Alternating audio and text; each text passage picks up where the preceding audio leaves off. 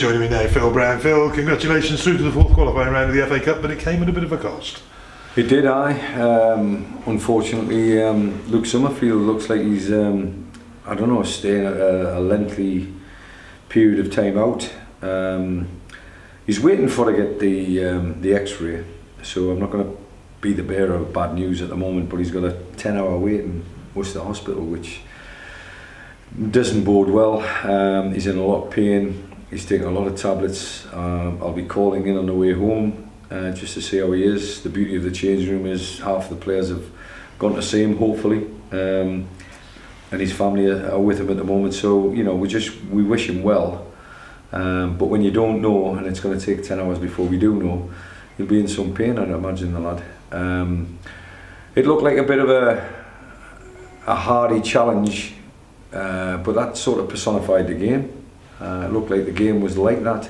I would have said it was tit for tat, but it was a totally different game to Saturday, and one or two hefty challenges coming in, of which I was probably more proud of the lads in the challenge today than the 2-0 scoreline. I thought whatever Buxton decided to throw out, we decided to stand up against it, and that's what we have to do in the National League North. I think that for me is a good sign for Spennymoor on Saturday, because when it becomes physical, we know we can now match it. When it becomes technical, we know we're now good enough. So if you piece the two of them together and the mentality of the group, hopefully playing for one of their teammates who's lying in a hospital bed at the moment, if that's what it takes to get you out of bed and play the right kind of football, then that's what it takes. End of story, and that's what we need to do. Quite proud of the performance overall. I thought it was a totally different game from Saturday's game. From a tactical perspective more than anything else, I think they packed the midfield. They looked as if they were trying to stifle our midfield three by putting an extra one in there. And it caught us out by surprise to a certain extent, but when you go diamond against us, that means our fullbacks are going to get out, and I think we've got two of the best fullbacks in the league in terms of attacking play. And they're not bad defenders neither, but if you're going to give Joe Fawkes and Caleb Richards space, beat it at your peril. I think, but the best thing I can say about tonight was the character of the performance was the best part of it. Not necessarily the technical side of the goals that we created or the chances that we created, or there were numerous chances and it could have been a lot more than two, but at the same time the clean sheet was the right kind of mentality tonight for to get through. We need that in abundance on Saturday for sure. Yeah, you're saying about the clean sheet, we were looking at it, and in commentary we mentioned about you have to go back a fair while. I think it was the Oxford 4-0 where Harriers last kept a clean sheet.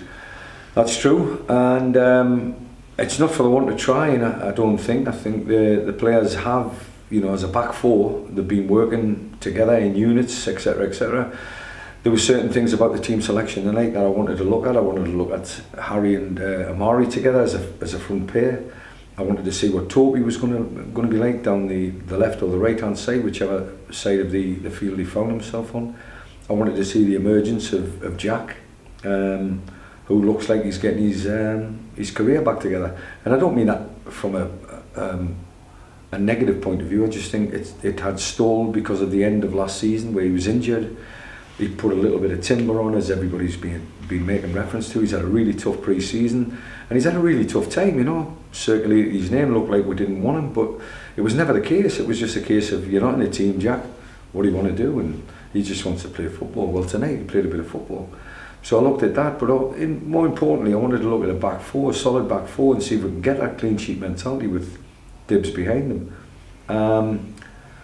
Pens looked like he was feeling his hamstring at half time, and it was one of them. He was prepared to come back out in the second half, and I said, no, I'm not taking a risk. I've already lost one, so I'm not taking a risk. So I took him off at half time and put Cam on, and Cam stepped up to the plate. So there's lots of massive positives and little positives as well, but together that's the reason why we won the game 2-0 against a very good team. Yeah, you've seen about Cam Candola when he came on. His first important contribution was to set up the through ball that gave Amari Morgan-Smith the chance to put Harriers 2-0 up. Very much, and I think I don't think is it necessarily his passing that he's at the football club for? No, it's the defensive mentality. I think although he's not wearing the number 5 obviously, but he wears the number with pride. He's a centre half and he wants to defend, and he's got the pace, he's got the attributes to defend. He puts his body on the line. They're the attributes that you want as a manager from a number 5 or a number 6 or a defender. And if he can play, it's an added bonus, and he showed a little bit of both tonight.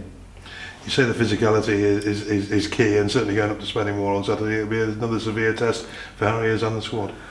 Yeah, we've done our homework on Spennymoor. We know it's never an easy task, and we know it's a difficult place to go, and they pride themselves in their home performance. I think they're winning leagues. If they had just took it on the home performance last year, they would have been top of the league.